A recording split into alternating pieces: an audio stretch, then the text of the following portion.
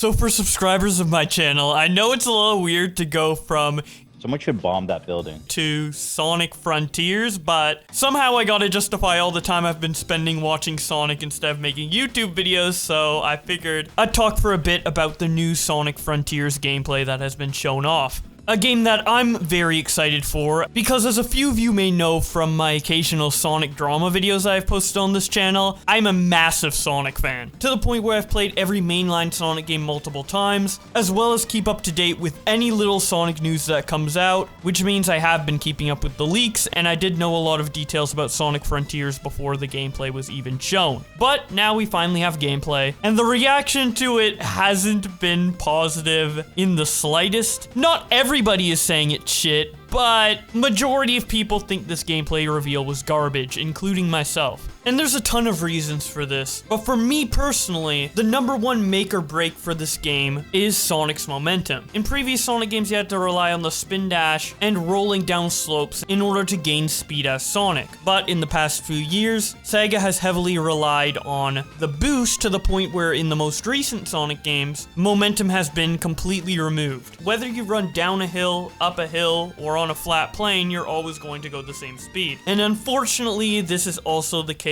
in Sonic Frontiers, because at this specific part in the combat trailer, you can see a dash pad in front of a slope that goes downhill. If this game was momentum based, you would gain speed by running or rolling down the hill. You wouldn't need a speed booster. And nowhere else in the other gameplay does it indicate that there's momentum of any kind. So a huge fun factor of running around the open world as Sonic has basically been destroyed. When I first found out that Sonic Frontiers would be an open world game from the leaks about the game, I was envisioning something like Spider-Man on PS4, or the fan game Sonic GT, where you utilize your moves in combination with the terrain to manipulate momentum and end up going faster. Because if that was in the game, I feel like there would be an inherent fun to just moving that would make the game good regardless of the content that was in the world. If Sonic is fun to control and the world accommodates for that, you pretty much guaranteed have a good Sonic game, as that's the core of what makes Sonic fun. It's been there since the very beginning in the 2D games, still carried over into the Adventure series, and was even present to an extent in more modern games like Sonic Unleashed and Sonic Generations. Sega actually recently hired professional Roblox developers in order to make a Sonic game for Roblox called Sonic Speed Simulator. And that game is very, very bare bones, but I have synced almost 100 hours into the game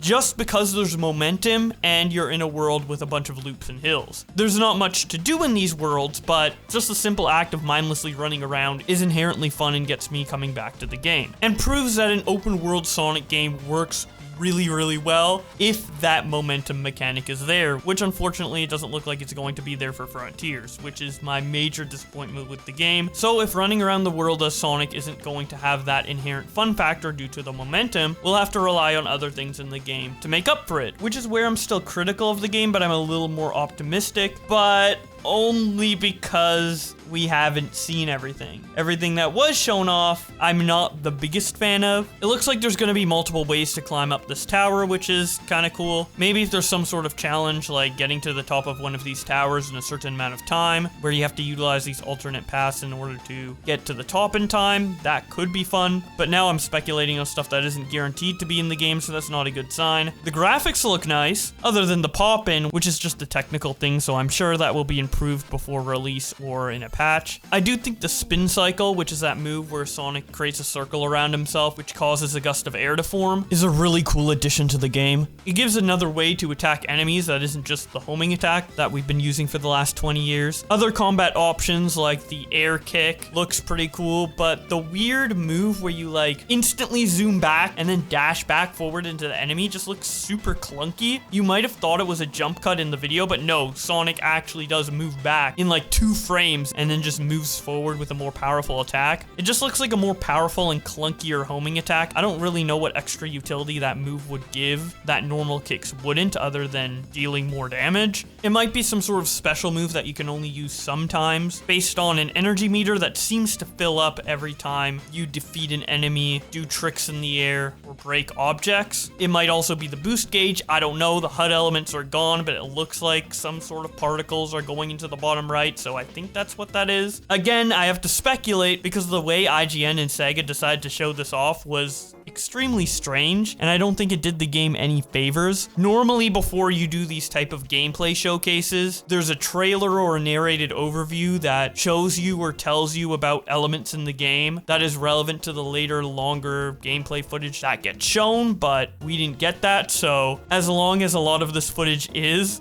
there's so much of it that we just have to speculate on because this is all they're showing us. I think it's really stupid and makes the game look unnecessarily worse than it might even be because what you're showing off is so bare bones. Like, when I think of a new Sonic game, I want to see fast gameplay, badass music, Sonic zooming through landscapes, plowing through enemies, not slow walk around showcases of open world environments that we've already seen a million times. Like, the environment looks good. It's probably the best part of this game so far. But what we're all interested in is how Sonic's high-speed gameplay meshes with an open world like this. And we didn't really get to see that outside of like 30 seconds of them zooming over an open field with, again, no momentum to speak of. So Sonic moving super fast in the open world is basically the equivalent of putting a speed hack on Breath of the Wild. Seriously, what's the difference between Sonic moving fast in this world and turning up the speed value on Link to 1000 in Breath of the Wild? There is none. There should be a major difference between those two scenarios, as the appeal of Sonic is not just the fact that he's fast, but it's how you gain and maintain that speed through the environment around him. So honestly, at the end of the day, Sonic Frontiers, assuming all the technical stuff is fixed like pop-in and animations, it seems like it's going to be a pretty mediocre game. Just your standard Breath of the Wild-esque open world with a character who happens to walk faster than your typical video game protagonist. But so far, nothing about what was shown in Sonic Frontiers highlights why it's a good idea to put Sonic in an open world, which I genuinely do think it's a good idea. Again, Sonic Speed Simulator on Roblox is a good example, as well as fan games like Sonic GT. Seriously, go check out that game if you haven't. It's extremely fun, and what, in my opinion, Sonic Frontiers should have controlled like. I'm still gonna pick up the game. I'm still gonna probably have some decent fun with it. I don't think it's gonna be as bad as Sonic Forces or Sonic Boom or Sonic 06, but I don't think it's gonna be anything spectacular either, which is a real shame because I think a 3D open world Sonic game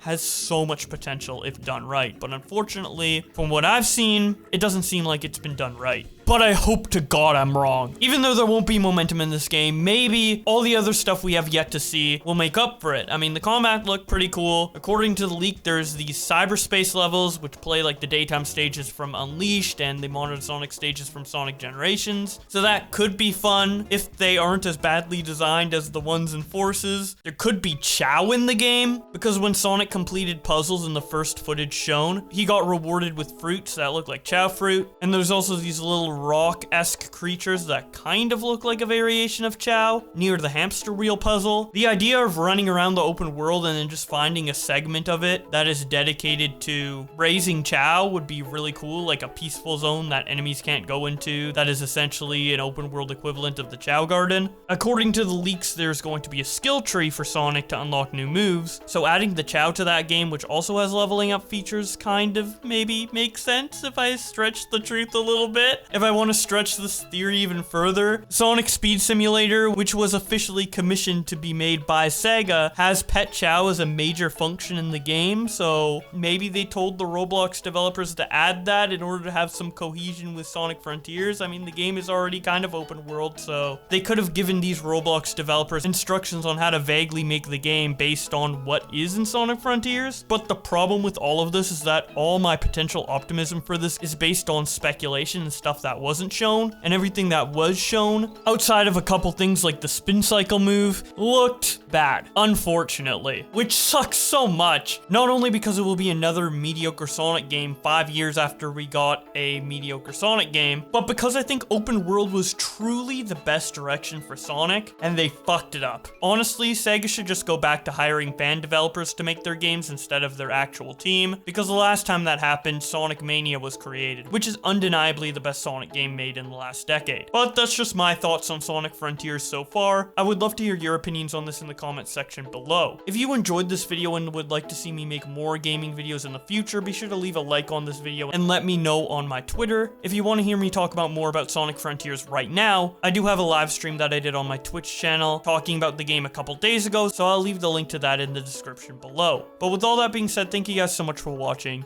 and I will see you in another video.